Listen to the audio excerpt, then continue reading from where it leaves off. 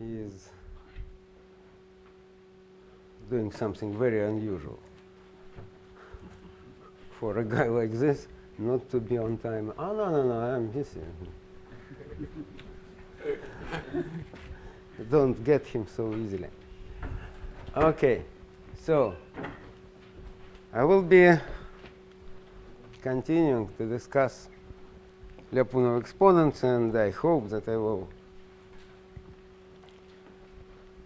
explain some applications of this theory which were not mentioned yet here.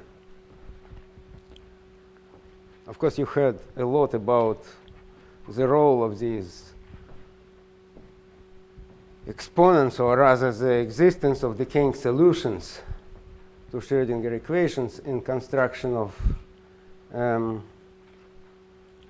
green functions and the control of the properties of green functions.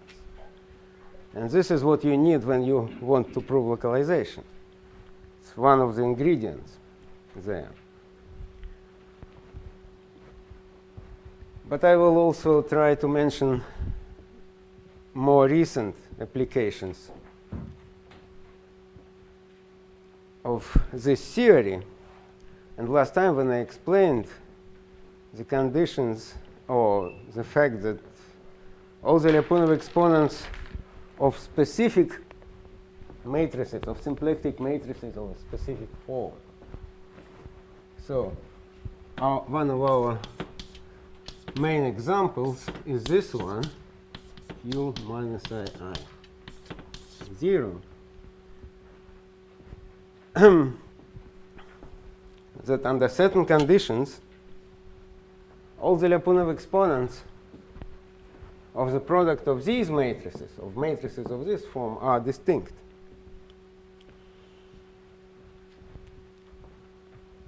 The important thing is that for localization theory, in this classical sense, the important thing is that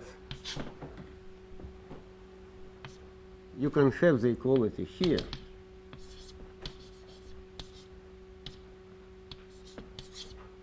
Zero. And gamma m plus 1 will be equal to minus gamma m, and so on. Gamma 2m will be equal to minus gamma 1. They all are decaying, but there is a gap in the middle. And then you have localization for a strip.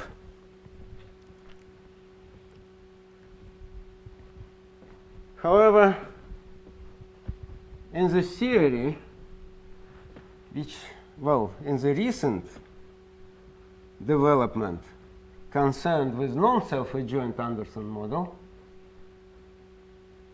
it is important to have gamma 1 greater than gamma 2, and so on, greater than gamma m.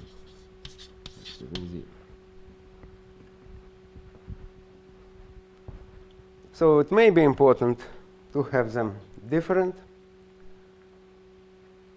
And of course, there is more control when you know that. And anyway, they are there. These inequalities, most of the time, are there. Okay. But before I do that, I would like to tell a little more about the Lyapunov exponents in general. So how do you control Lyapunov exponents? You see, in order to control, or rather, how do you find the formulae for these Lyapunov exponents? How do you find them? We know that if I want to find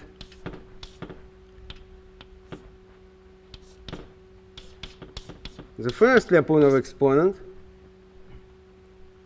then I consider a Markov chain which is defined by the following transition, or the following motion on a sphere.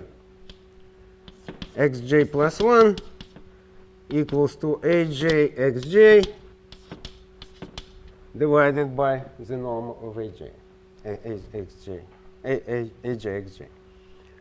And these are independent,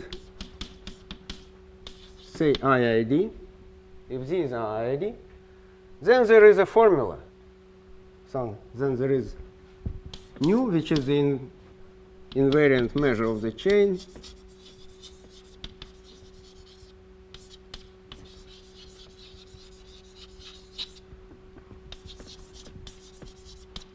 Of the chain.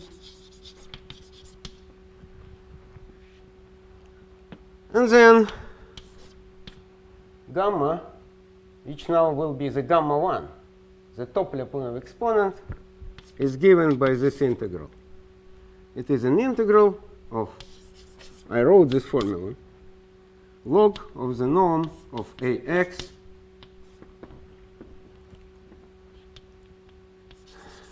d nu of x d mu of a over the space S times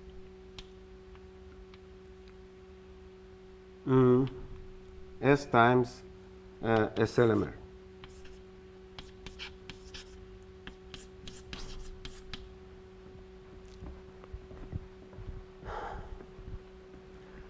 Now, how do you find gamma 2? Is there a formula for gamma 2? Of course, there is a formula.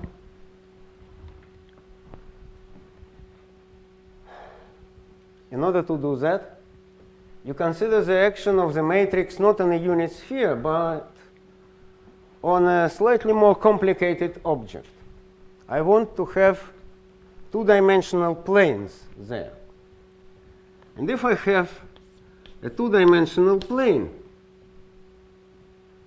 which is, of course, defined by any two vectors lying in the plane, in Rm, so there is a large space there, maybe more dimensions there, but I want to look at these two, any fixed two, E1, E2.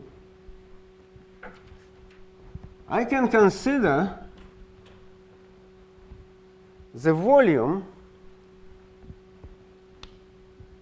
I can consider this volume, and I can ask the question, what happens with the volume when I apply this matrix, a matrix A to these two vectors? I want now to look at the volume of let me write it properly. Volume of, say, alpha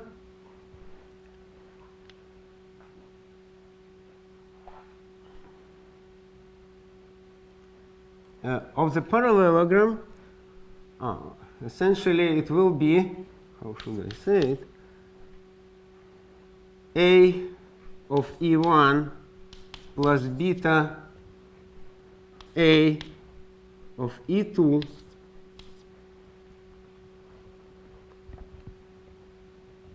alpha beta between 0 and 1, and I want to look at the volume of this set. What I wrote here is very simple. It will be a couple of vectors here, and I simply want to know the volume of that. This volume will be equal, and this is a well-known, the area actually. It's a well-known formula, that it will be, you have to take a square root of A E1, A E2, sorry, of this determinant. Let me write it like that. A I A J gram determinant, and raise it to the power 1 over 2. Now I want to know the ratio of these volumes. How does it grow, or otherwise, or maybe not actually not grow, but then I have to say it is the determinant of EI, EJ of this matrix.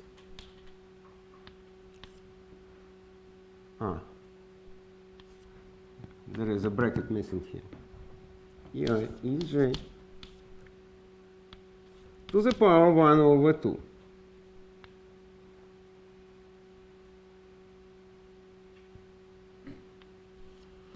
Too many brackets there. This is a matrix element. This is a matrix. And power 1 over 2 applies to the whole thing. And the ratio of these determinants, in a sense, is the analog of this ratio, the norm of AX divided by a norm of X. So we don't understand why you're taking a square root. It's not really the area is not linear in A, but it is quadratic, bilinear. And I don't like this square root. I don't understand. I think he just wants it, but to stop the area. Sorry? You should put your volume in quotes then. It's not the standard notion of volume you use. Square root of volume. No, it is a volume. No. The volume of a cube is linked to the third power. The volume of a parallelogram is the second power of the length. If you take the square root, your thing scales linearly with length. It's not an area. It's the square root of an area you're writing. Oh, square root, okay. Let me. I wrote it by analogy here, but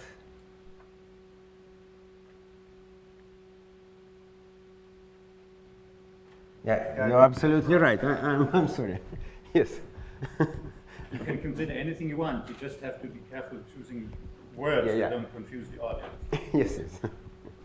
No, thanks. I just, by the analogy of square root here, I put a square root there, but of course. Now, the crucial property of this thing is that it doesn't depend on the choice of E1, E2, of these two vectors. It only depends on the plane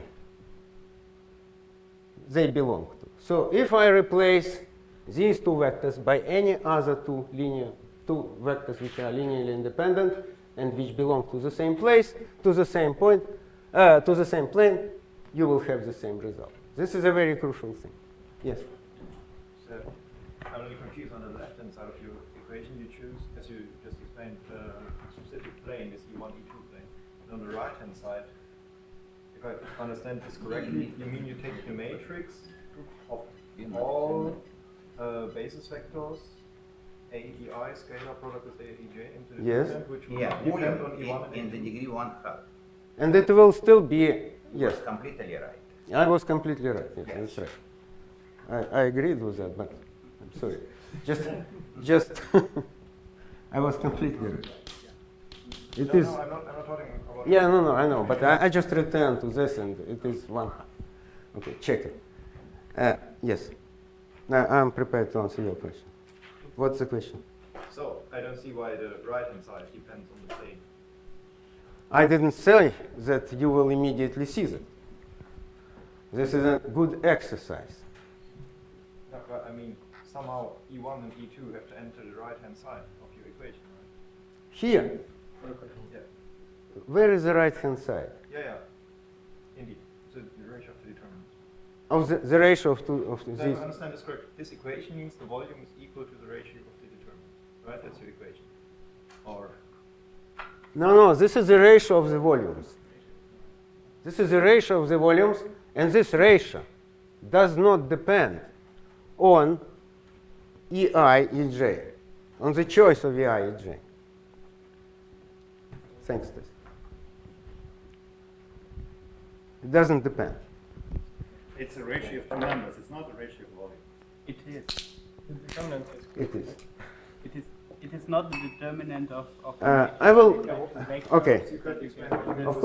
Of course, it is a funny discussion to have here. I'm sorry for prompting it. Okay, let me briefly explain this. If you have a matrix, I just A11, A1, K, B1, sorry, AK1, AKK. You know that the volume is the determinant of this matrix in the simplest case. How you do that? How you can also present it? And this is very important and very convenient. You multiply this matrix by its conjugate, and you will have the gram determinant there. In order to get the volume back, because it can be with a sign plus or minus, you have to take a square root. That is it. Don't. That is clear from dimension analysis. Let's stop it here. And the same thing happens It's in. clear. Sorry? It's clear from dimension. Each vector has dimension centimeters. Dot product has dimension centimeter square. The term has dimension. Everything is fine. Doesn't matter. We shall never get to the point if I go like I that. guess the whole problem No. is with notation. What the determinant of what is it? It's not the determinant of A, right? So this A. No, it's not a determinant of A. This is an inner product of these two vectors. Of any two vectors, or of all two vectors, and then you take the determinant of that matrix. It is AE1, AE1, Yeah. And AE1, Determinant of that. AE2, Alright. AE1, AE2, AE2, AE2. So that to stop this discussion, this is what this is. I thought that this is too clear. No, it's a square root, of course, and it is always like that. And only of the two vectors in equation. No. Now, it is in fact, what I have is a Grassmannian. The set of all two-dimensional places is a two-dimensional Grassmannian. What I have is an action of a matrix on the space of planes. By definition, the Grassmannian is the set of all planes passing through the origin, two-dimensional place. This is sometimes called Grassmannian 2. There is a Grassmannian 3.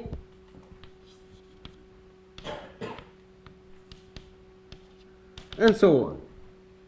You can do the same thing, and you will always have this thing. Now,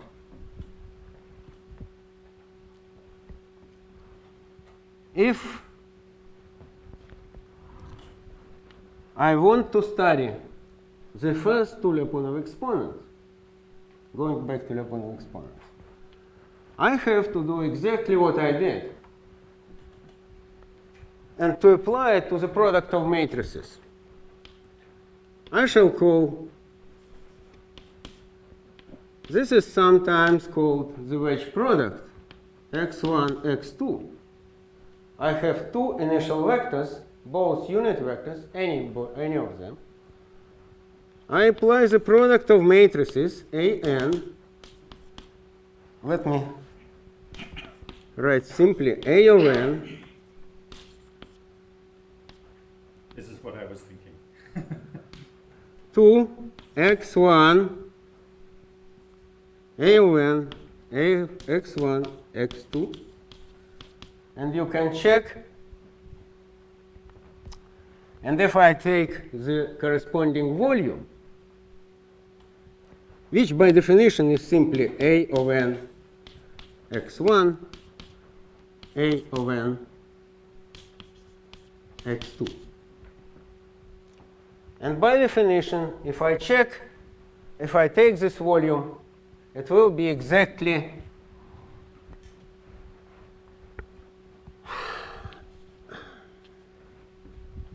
this thing.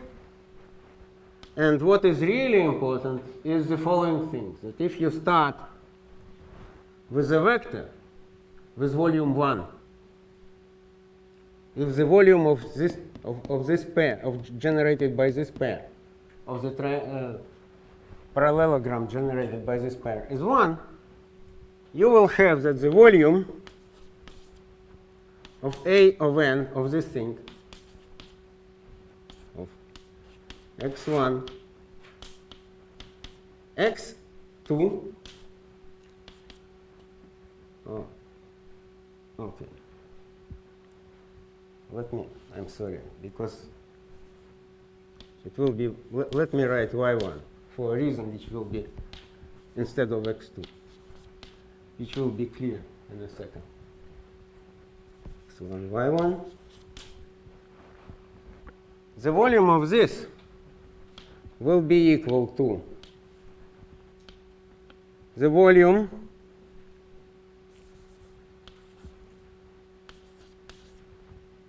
let me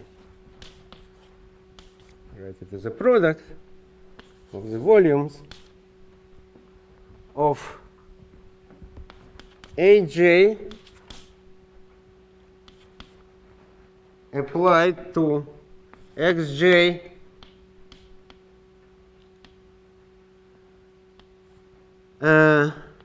Yj.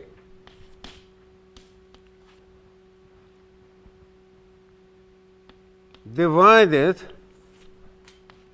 by the volume of x j y j.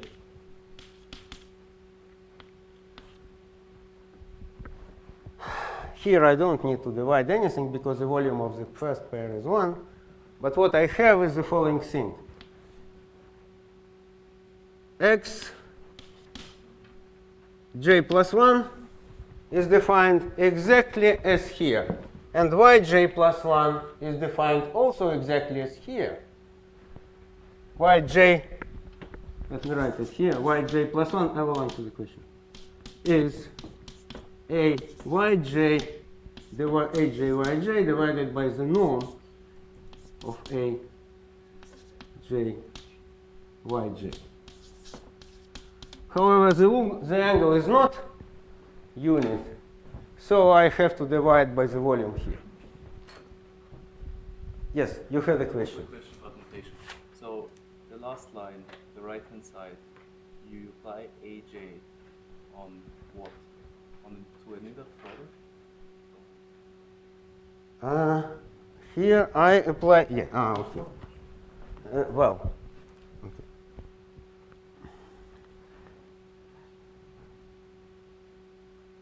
Right. I can write it like that. It doesn't matter really how you write it. The meaning is important. And the xj is the image of x1 with respect to aj, right? I can write, I can put it like this. I can simply define these yj's like that. Then I have to write it like this. I'm afraid I have chosen not the best way to explaining a simple thing.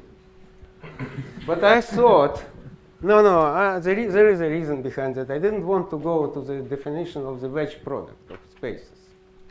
In the wedge product of spaces, what I explained, if you know what is a wedge product of Rm with Rm, then what I explained is simply an inner product on this space. This is nothing else.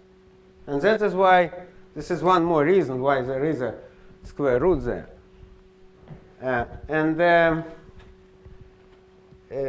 What is really important, and and this is a very good exercise and a useful exercise, is that if A is presented as we did many times, as this thing, A is D1, D2, and I need the both of them, and here is dm, or in our case it will be d2m, which I don't care about at the moment, if I want to look namely at these matrices.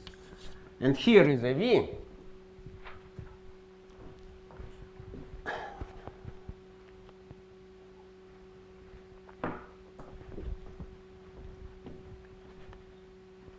Then the norm of A. And by the norm, I mean the following thing. I take any two pairs there which are linearly independent, take the volume, this ratio, which I wrote there, of the determinant. This will be the norm of wedge square of A. The ratio, the supremum of the ratio, or the maximum of the ratio of these two volumes. And I take the supremum over all pairs of vectors in the space. Then this will be equal to d1, d2. This is a very, very important point here.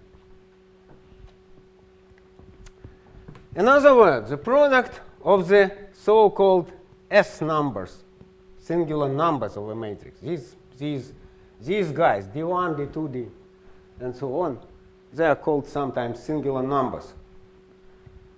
It doesn't matter. They are simply the eigenvalues of A star, if you wish. Singular numbers. They have this property that the product has all the properties of the norm. So I'm explaining all of that in order to explain that now the subadditive ergodic theorem allows you to show the following fact, that if you have a product of these matrices, A of n is u, I will put simply an n here, d1 of n, d2 of n, m of n. You have these matrices. You can apply the subadditive ergodic theorem exactly in the same way we did it for the case of d1. We know from the subadditive ergodic theorem that the log of d1 of n divided by n divided by n converges, and this is what we call gamma 1 with probability 1. We also know now that 1 over n log of d1 of n d2 of n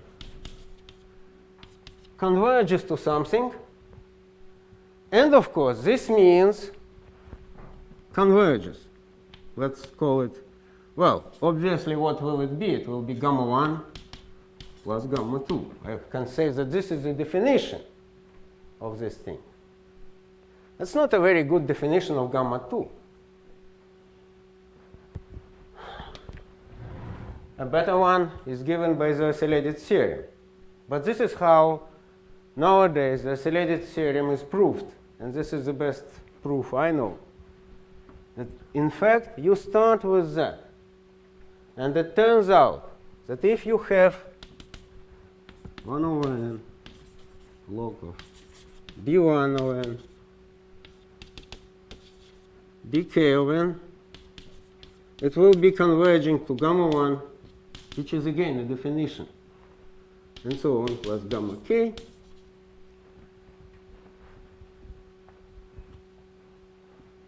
Then there will be the real oscillator, I mean, there will be a decomposition of the space into, well, a filtration in the space, which will provide you with the vectors where these Lyapunov exponents are actually, or these values of the possible values of Lyapunov exponents as I defined them last time are actually achieved. Now, In fact, I started with the question whether I can compute the Lyapunov exponent, whether I can find a formula for gamma 2 which is similar to this. And the answer is, of course, I can. If I know all of that, I have again a Markov chain on the pairs of vectors or on the space of two-dimensional planes. I have an action there. I have an invariant measure, and gamma 1 plus gamma 2 will be exactly the same thing, except that instead of d nu of x, I will have a measure on pairs. So it will be d nu on x1, x2 on these unit pairs. Now when I write it like this, I already do not distinguish any pairs which can be obtained from each other by linear combination of the other pair. They are the same, which simply means that I am looking at the plane, at a geometric object, not at a sequence of numbers and another sequence of numbers. It is a geometric object. And then I will have gamma 1 plus gamma 2 equal to this integral. And this simply means a very important thing, that you can, in principle at least, you can calculate it. You can actually compute it.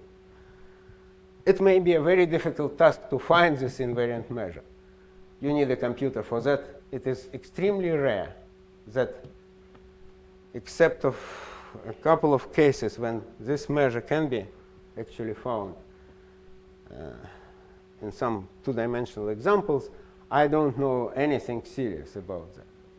And nobody does. I think it is. And it is an irrational task. The strength of Furstenberg's theorem is that Furstenberg, of course, knew this formula. It's a very elementary formula. But he proved that the fact that gamma 1 is larger than 0, not because he knew the formula, but because he understood the nature of the action of a group on these spheres. The same thing happens here. Maybe just to complete the picture, the Grassmannian 1 is the sphere. Yes. And now you're doing the Grassmannian 2, and then you can do the Grassmannian 3. So it's, Yes. it's The Grassmannian 1 is a sphere. That is absolutely, it's equivalent to this sphere with, if you want to be very strict, Grassmannian 1 is topologically, in every reasonable sense, equivalent to the sphere with identified opposite points. But that was not my thing, Martin. Yes. This is what, of course, this is useful to complete the picture. That's right. Now, what does the oscillated theorem finally say? What I said here is a corollary. The existence of these limits, and I can then, once I know that the limit is, I simply say gamma 2 is this limit minus gamma 1. So there is nothing here. This is still nothing. Of course, what I said here is that if I have this formula, I will have, again, in order to compute gamma 2, this integral will give me gamma 1 plus gamma 2. But gamma 2 has an independent geometric meaning. That there is a vector, at least one, such that norm of A of n x applied to this vector will behave like e to the power gamma 2 n. This is the meaning of gamma 2, not this limit. This is a very bad definition of gamma 2. This is a good one. But the proof goes like follows. You know the existence of these limits. You thus know the existence, by the way, 1 over n. This is equivalent to saying that 1 over n log of d2 of n converges to gamma 2. This is the same thing. So I know the existence of these limits. And from here, like in the two-dimensional case, you extract the fact of the existence of these things. I will very briefly explain how you in fact do it. It is a non-trivial thing. I don't know a very simple proof of the oscillated theorem. And because it is much more technical. So in order to control the same thing we controlled in the case of two vectors, you know, what we were doing, we were looking at the vector which delivers the minimum to A, to this norm, A of n x. I called it, I think, xn. Minimum to A of xn, A of x is achieved at xn. The same thing you can do here. You can do the same thing on the space of planes. And then you should think that these guys converge. But what you start with is, in fact, this set. You have a flag there. So you start with a space of flags. W1 belongs to W2. I will explain what is it. W m, well, in our case, 2m, which will be equal to, in our case, R2m, because I am in a two-m dimensional case. But what I am telling you now does not matter. Well, for this, it doesn't matter that this is a two-dimensional case. It's a very general theory, oscillated theory. So what is W1? W1 is a plane. So these are planes. And the growing sequence of planes, so Wj is a plane.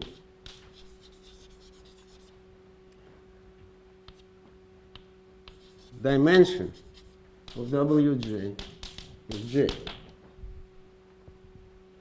It's a growing sequence of planes. And you have to introduce the distance between these planes. And this is a very subtle moment. You see, it was very easy to introduce a distance, though one has to be careful there too, between two vectors, because the convenient distance, it is extremely important for the proof, is this one.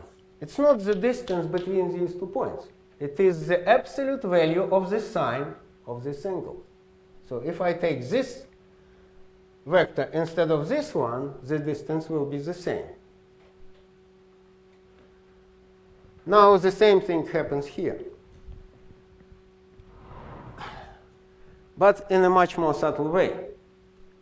This distance will have to do with these, it will depend on these numbers. And let me write down this formula for the distance.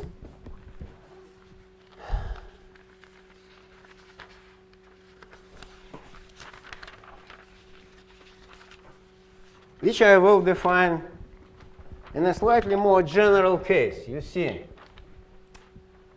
this is the so-called full flag, when I have subspaces of all dimensions. But I can consider the case when I start not with a one-dimensional flag. And there is a very good reason for that. But rather, I will have a two-dimensional flag here, three-dimensional flag there, then five-dimensional flag next. So I will not have all of them. I will have a flag of the type tau 1, tau 2, tau s. Tau s. So tau is the type of a flag.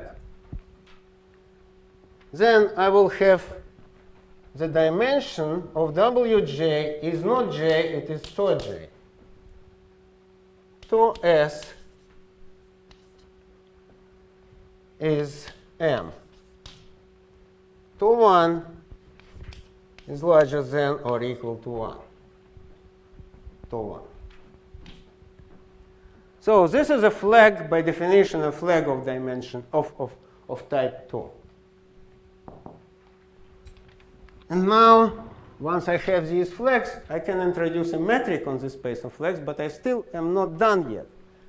If you look carefully at what is happening there, it is still very difficult to extract what I will say now.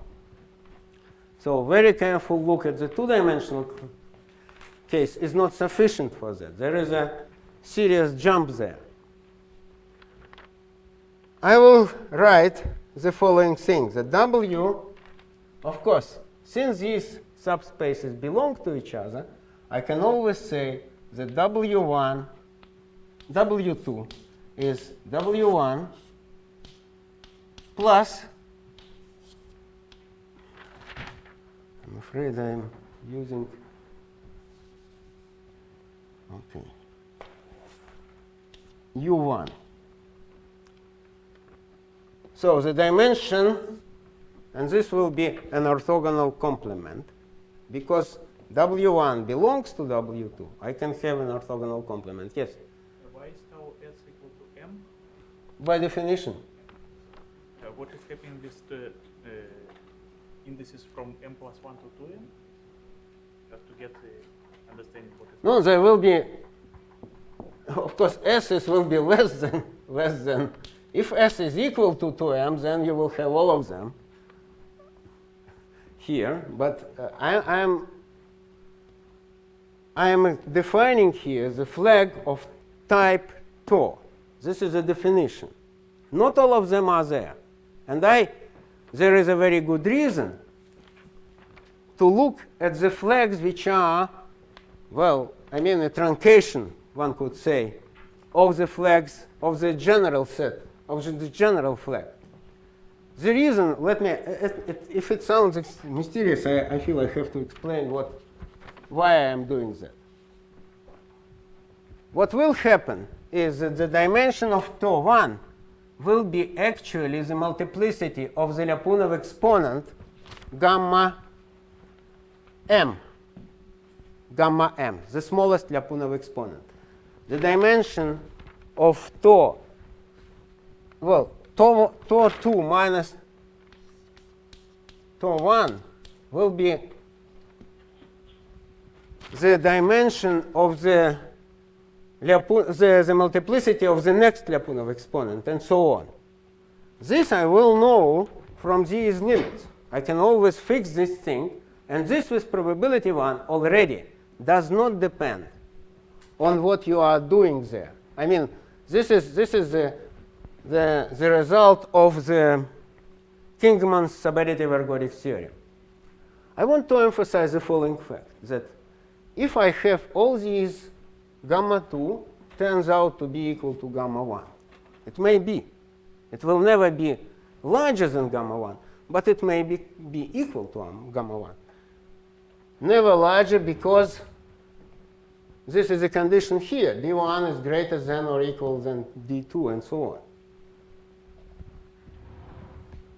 So I will have gamma 1, gamma 2, all these things.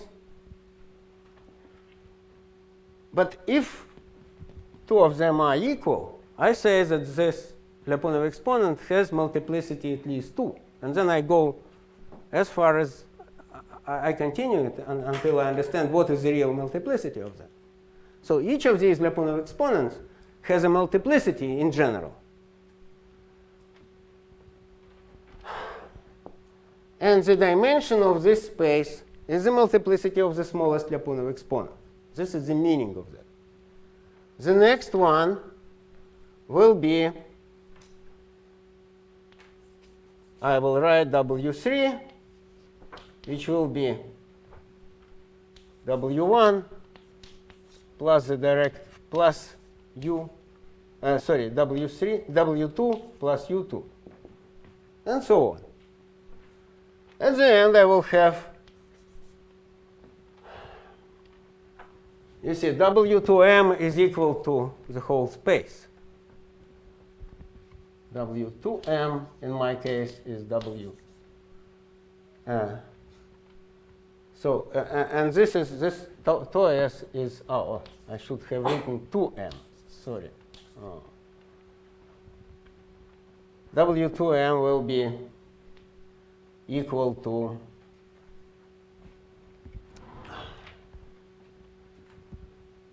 whatever W tau s minus 1 plus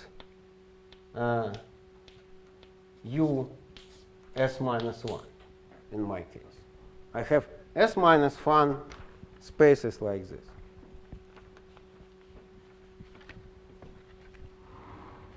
By the way, U1 is by definition W1.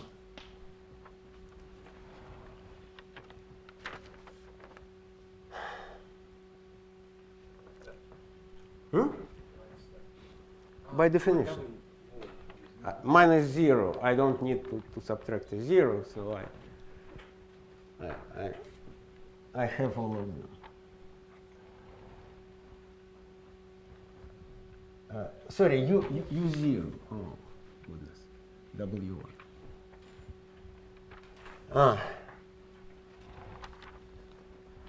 Finally, if I have two spaces, so I have two flags now. W1 is W1 1 W S 1 and W 2, which is different from this only by the fact that there is a 1 here, 1 here.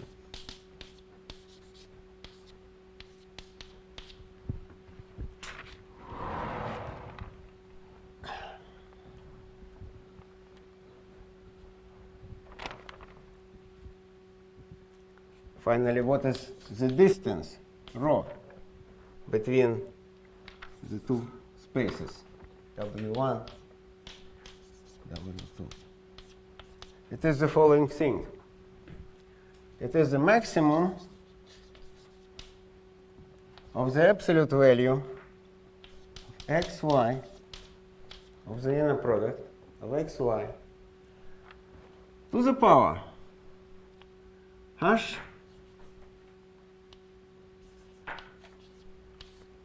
divided by gamma I minus gamma j. I is not equal to j, of course. Okay, maximum is taken over all I, j not equal to each other. X, y, x belongs to ui, y belongs to uj. The norm of x and y is equal 1. Question here. H, yes. So could you comment on the right-hand side of the upper board? So what is W1 index? It contains some objects which are not defined. W1, No, W is the upper one. sorry, On the right. Yes, what are these objects here? these are two flags, two different flags. And I want to define a distance between the two flags. So these are components of W1. Yes, Okay. these are components of that. When I put an index here in brackets, I mean that this is a flag, the whole thing, but there are components here. With each of these components, I have all these guys, and I have to define this metric.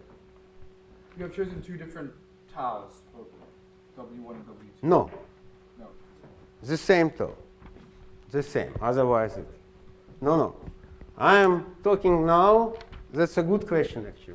I should have told that, and I didn't. Tau is fixed. And this is the distance between the flags. Now, if you look carefully, you will see what I do here. I choose vectors. Oh, sorry. I should put here 1 and 2, of course. Otherwise, it will be a 0.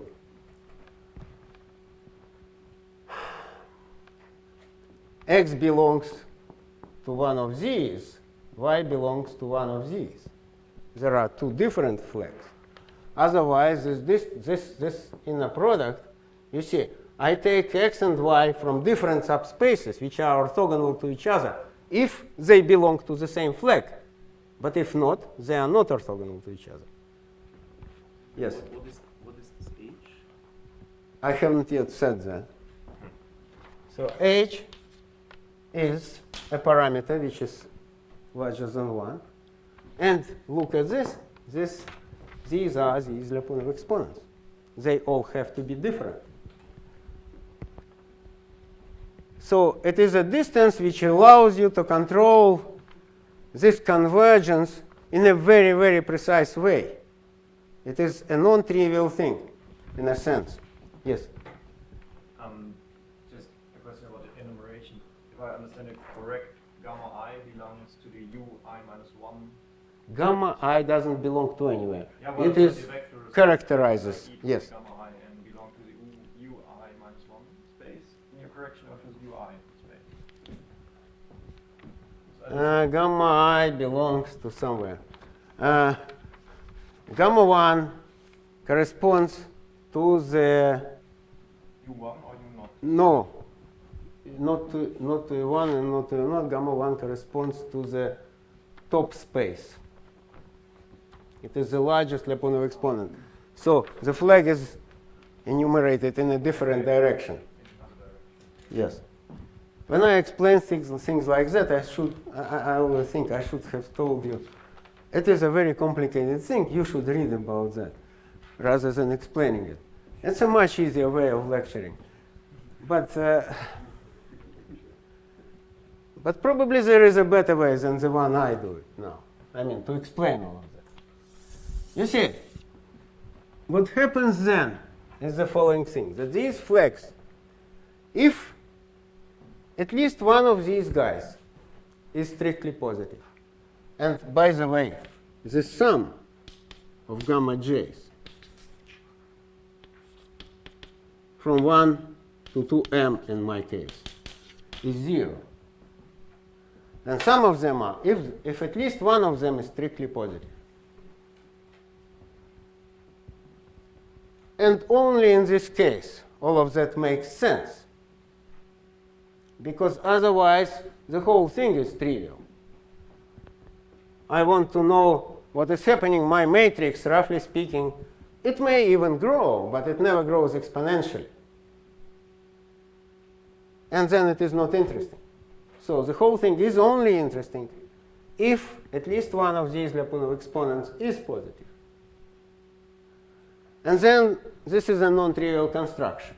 Otherwise, there is no construction, and there is no need for construction. And the striking thing about the construction is that what enters are the Lyapunov exponents. We're trying to figure out something about this, the sequence of operators an. And in order to prove something about it, I guess the logic is that you already proved the existence of these Lyapunov. You don't know what they are, but you know they exist, and then you can use them in this definition of a distance, and then you continue exploiting this and get more refined results. Is that the logic? No? Yes, that's exactly the logic, and thank you very much for this comment. I didn't want to make it myself. I am glad that somebody really noticed it. Of course, Martin is not a completely ordinary listener, but still, it is not every day that you get it. It is really a very fine remark that in order to really control this thing, you need to do something like that. There are different proofs, as I said, of the Lyapunov, of the existence of the oscillated theorem. But this one, this is what we wrote with Margulis. I mean, Margulis and myself invented this proof because we wrote, actually, we explained the main theorem about the existence of distinct Lyapunov exponents, but we also wrote a review, in fact. And we also gave a new proof of this theorem. Also, there are many, we are not the only ones. It seems that this theorem is such that everybody who comes into the field wants to prove it, because otherwise he feels himself deprived of something. And this was exactly the case with me. And before that, Margulis studied it earlier, and I think he knew some different proof before we knew this one.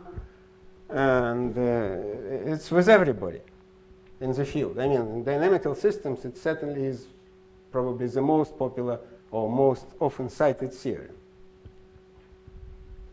Now, since I already explained all this horrible thing, I will also say several words about the reason to have it there. You see, even the pictures here are not as easy as before, but let us consider the three-dimensional case.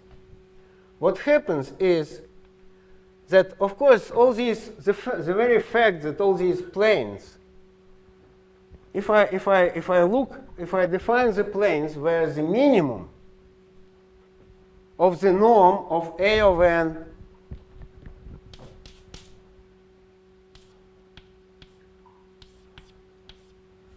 x 1 y1 is achieved, this will be a two-dimensional subplane in a three-dimensional space, and I want to choose it so that the minimum of this norm of, in fact, of this square wedge of this product, of the square, is achieved. And this plane will converge to somewhere. It will be a converging thing. And this is a relatively easy fact. You don't need such a non-trivial metric there. But when I want to say that the only thing that will happen, if and also I can actually define the same object where the minimum of A of n x is achieved. So I will have two sequences, a sequence of vectors xn where the minimum is achieved. Here it will be something like, let us say xn yn. This will converge, this thing will converge, this is fine. But then you have, once you have a vector xn, you want to know the following things, that A of n norm, it converges to x0. What I want to know is that A of n x0 behaves like e to the power minus gamma 3 in my case, if it is 3. The smallest, gamma 3, because it can be simply negative. The smallest Lyapunov exponent. But the problem is that x0 will have, before the limit, it will have projections on all other flags. And these projections will not be 0. So they have to be very small. So that, roughly speaking, the projection on the next flag should be of order e to the power minus gamma 3 minus gamma 2, or gamma, something like that. So it has to be much smaller than usual. so that I can control the situation. I'm lying here. Don't try to understand what I said. I'm just explaining the picture. So there are many, in the two-dimensional case, it is very easy to understand. I control this. This is xn, this is x0, and I want this projection, this orthogonal complement, the projection on a vector from where you grow. If you start from here, with this vector, it will grow exponentially. But I want, so the only way to beat this growth, to have the decay, is to make this thing smaller than e to the power minus 2 gamma n. This is the only way. This is exactly what I proved. But in the case of three-dimensional place, you have several possibilities. And you have to control all of them. And this is what this thing does. But this turns out not to be enough.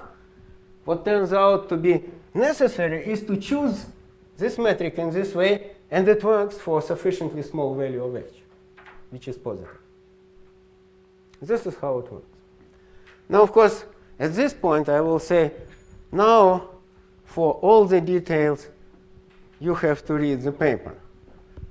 I think I overdid it already, in a sense. I didn't expect that it will take such a long time. A very simple thing. I promised that I will, last time at the end of the lecture, maybe some even remember that I promised that I will actually explain what is happening in this particular case. Well, I'm afraid I don't want to explain too much about the Zariski closures, which is the real language in which this thing can be controlled. But I will very briefly say what it is. You see, these matrices satisfy the following relation. It is A star U. A is equal to U, which is equivalent to saying the following thing, that they preserve the following form. If you have x and y, two vectors, and you write x, y, y, where y is this matrix, 0, minus 1, 1, 0, and this is a usual inner product. And this is always equal to ax, or j, a1. And this is the equivalent thing. To say that or to say this is the same thing. And this is a very useful definition, which is, in a sense, more invariant, so to speak, with respect to the presentation of the group. But so simply by hand, by a really elementary calculation, you can check that this matrix, if Q is symmetric, and this is absolutely essential, will satisfy this relation.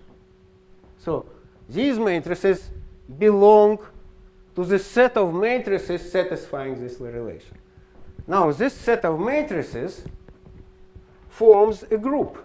You can easily choose, you can easily prove that if you have this thing, then a to the power minus 1 is also like that. Now, for that, you simply have to multiply on the left by a to the power minus 1, this by a to the power minus 1, and you will see this is a very immediate thing. That the product of two matrices again satisfies this relation. In other words, it is a group. Now, these relations are algebraic relations. If you consider the matrices here as a variable, it is a set of m squared, or 4m squared in our case, variables.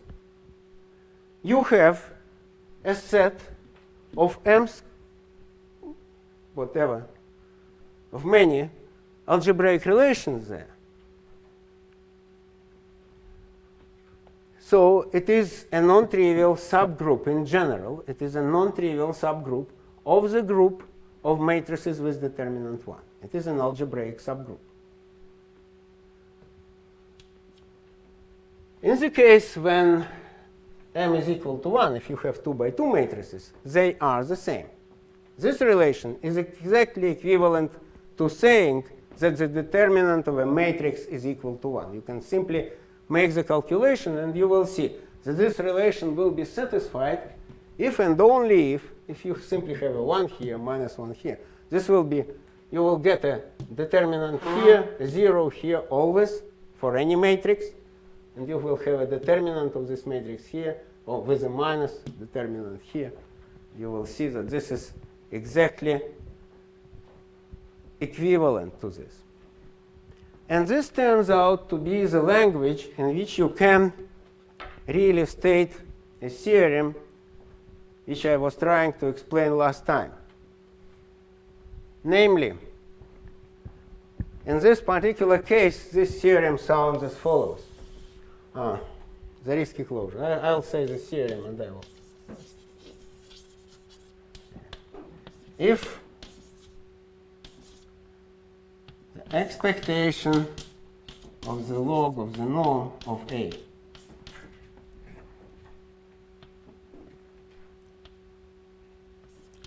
is finite and the Zariski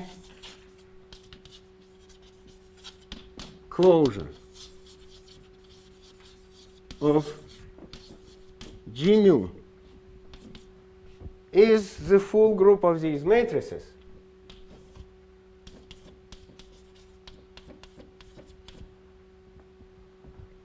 then gamma 1 is larger than gamma 2, greater than 0, and the rest of the Lyapunov exponents satisfy these relations. Can you explain what the Zariski closure is? I will try, very briefly. Zariski closure is a notion which for beginners is usually frightening. At least that's what I went through when I saw it. I thought this is something very strange and useless. And this is the following thing. You take a set in any m-dimensional space or one-dimensional space, for instance, and you consider all polynomials which vanish on this set. So this set has to be a set of zeros of some polynomial in many variables or in one variable, if you wish, in the one-dimensional case. And you take all these polynomials. And for each of these polynomials, you take all this, so you extend this set. You take all this set, all the roots of this polynomial, all the zeros, and then the smallest set, the largest set, which, the smallest set. The intersection of all these sets will be the Zariski closure. In other words, you have to have, you see, there is a Hilbert theorem that if you have many polynomials, infinitely many polynomials, and you can always have them, an infinite system of algebraic equations, it is always equivalent to a system, to a finite subsystem of equations. This is a remarkable theorem which extends largely the theorem everybody knows, that if you have a set of linear equations, only finitely many of them matter in a finite dimensional space. You have linear equations, homogeneous equations, say. Only finitely many of them matter. You can always throw away infinitely many and leave yourself with finite. This is a very serious extension. It's a very famous theorem, and it's at the beginning of algebra, so to speak, but not well, certainly trivial for specialists, but not widely known to those who are not doing serious algebra. So this is what it is. An example. Let me give an example. What is the Zariski closure? Where is this eraser?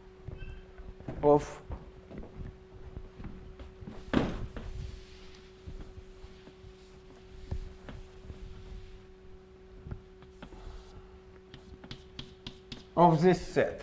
It is a finite set. Obviously, you immediately find a polynomial which vanishes exactly at these points. Nothing else will happen. Nothing else can be said. I want the smallest set. Right? Now suppose I have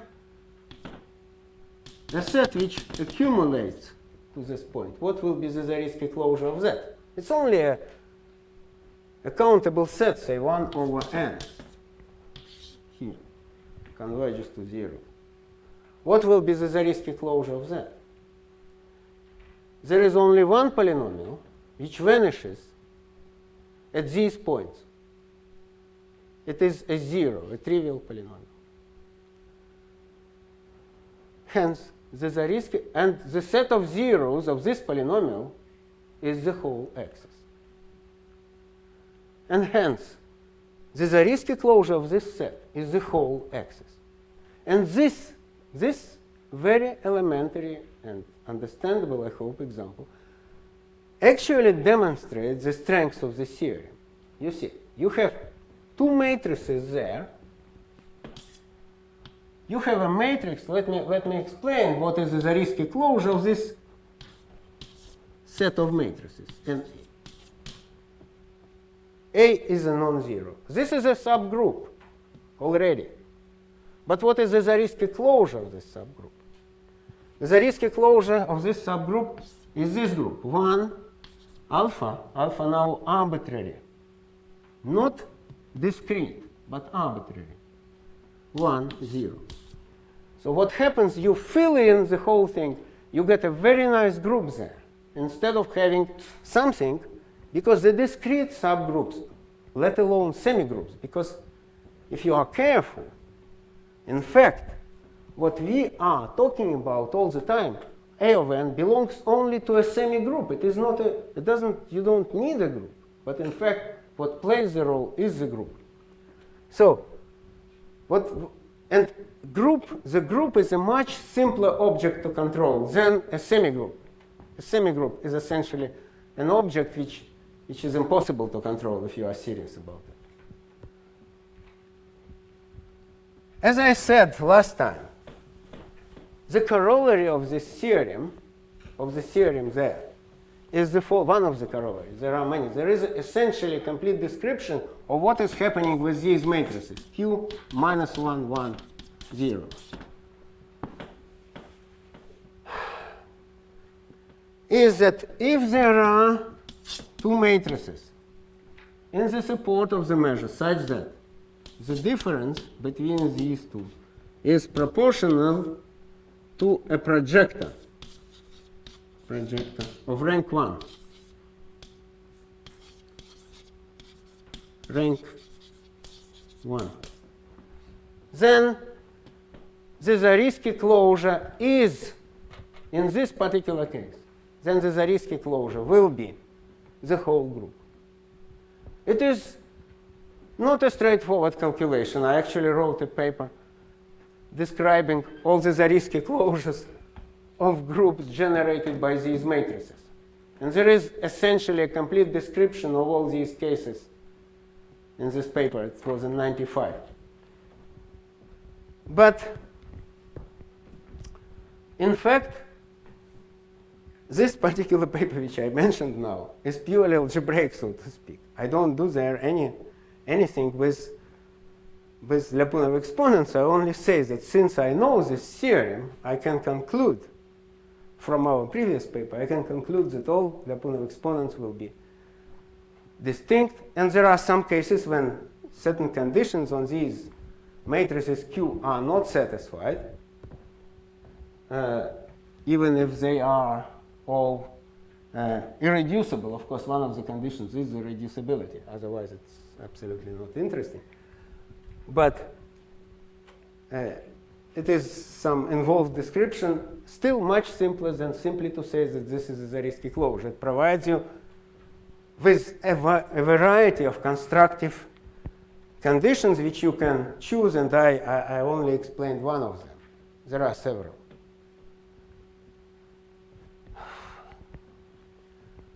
I am very sorry that I promised much more than I could explain. And I think I should stop here at this point, explaining anything more about more than what I have already explained about Lyapunov exponents themselves and conditions under which you have these guys there. The only thing I would like to mention still is that what is actually this oscillated theorem telling you? I was telling you that I want to prove oscillated theorem, I want a metric for that, but what is that? The oscillated theorem tells you that there is a flag in a space, which is a random object, and which has the following property. It consists of, well, in our case, let's consider the simple case when all the Lyapunov exponents are distinct. Then there will be W1, W2, and so on, W2M, which is the whole space. And it will have the following property.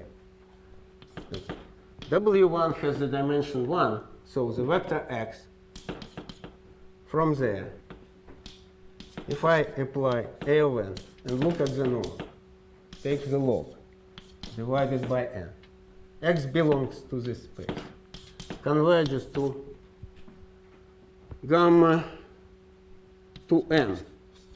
It decays exponentially with this particular number, gamma to m, which is minus gamma 1. If I take any vector which is not this one from this space,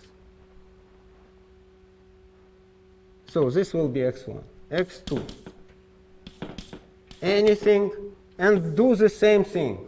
1 over n log of the norm A of n x2. Any of these. This will converge to gamma 2m minus 1 to the next Lyapunov exponent. Yes. For any x2 in W2 but not in W1. X2 belongs, let me write it, W2 minus W1. And so on. I take any vector from 1 over n log of the norm A of n xk converges to gamma 2m minus k plus 1, I think. It will be, yes. Xk belongs to wk minus wk minus 1. This is the real definition of a Lyapunov exponent. It could be considered. And this is where I started last time. I started my well, more or less at the beginning of the previous lecture. I explained that these are the Lyapunov exponents. And these vectors are independent, of course, always, if the Lyapunov exponents are different. But this time, the difference is that there is a convergence. It's not an upper limit. It is a real convergence to the limit.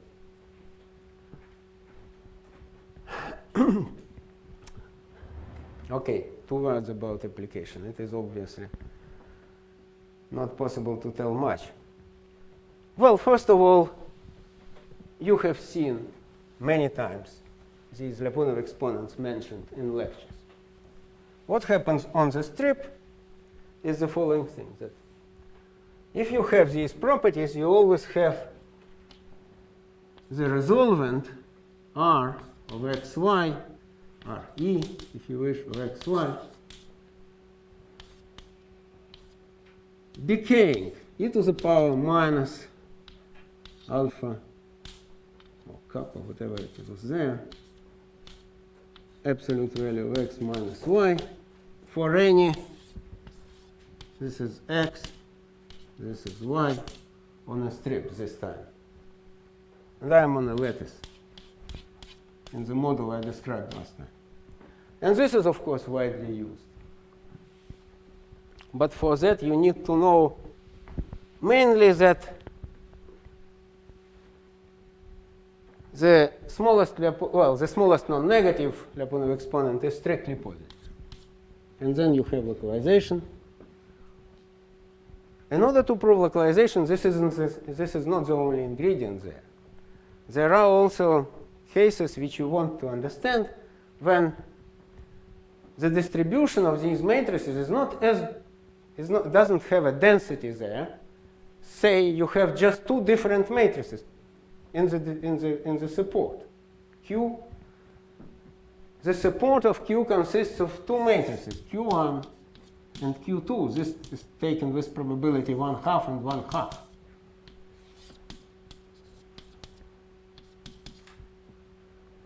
It's perfectly possible, though much less simple, or it's a much more complicated thing to do, to control this situation. But in order to do that, the whole control is a corollary of the fact that these Lyapunov exponents are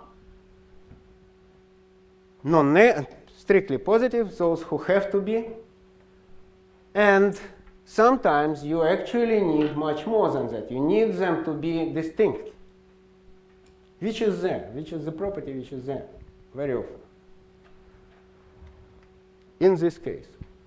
This is due to the fact which I already mentioned here. You see. Because you have two matrices in the support. The group you generate is a horrible group, but the Zariski closure will be a nice group which coincides simply with the group which is called SPMR, symplectic group. It will be the whole group. The property of n of lambda, the integrated density of states, n of e plus delta minus n of e is less than a constant delta to some power epsilon with epsilon positive also follows from these things. And this is also a very important ingredient there in general. Finally, I will say 2 words about the recent developments, relatively recent. If you have a matrix which is of this form, you have Q1, Qn, and so on. You have e to the power j here, e to the power minus j here. So it's not symmetric anymore. But otherwise,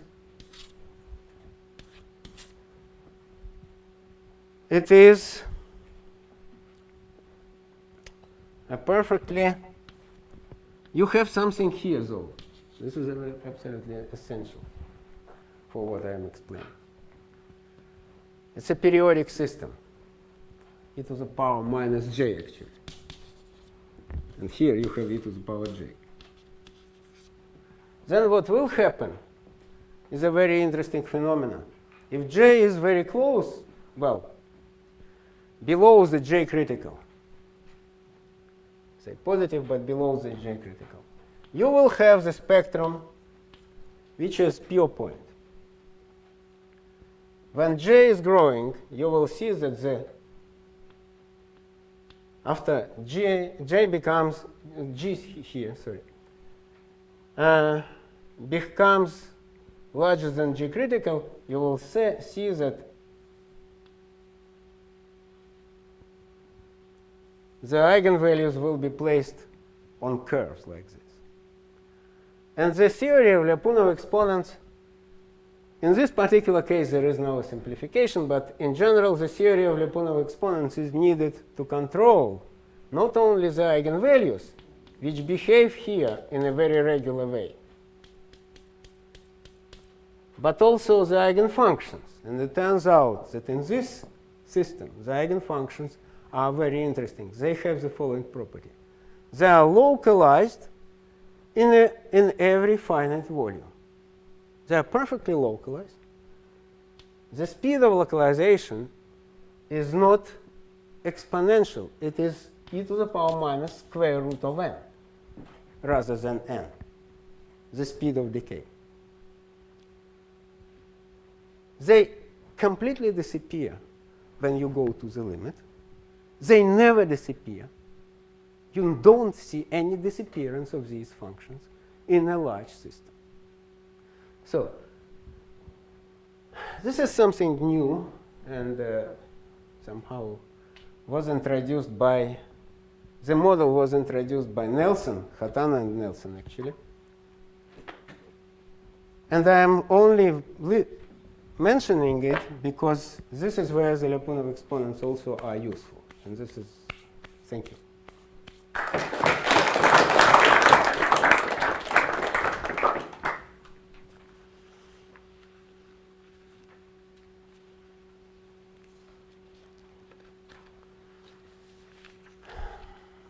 Do you have a particular motivation in mind for that model? That's for that model. It's not me who has, as I said, it was Nelson. Hatana and Nelson, they are physicists from, well, Hatana at that time was, in '96, was a postdoc, I understand, and Nelson was, and still is, a professor at Harvard. And they have some motivation for that. They are talking about pinning of flex lines, about applications to biology. I must admit that I am not a specialist in this. I saw a beautiful problem, I saw a strange phenomenon, I wanted to explain it mathematically. And that's what we did with Boris Kharuzhenko. It's like an imaginary gauge field. And this comes up That's in the statistical mechanics of vortex lines. exactly, vortex lines. Restricted to, they live normally in 3 dimensions, but you can imagine just in principle having on a film or a cylinder, and then you can consider the motion of these lines. And in some reasonable approximation, this leads to this model.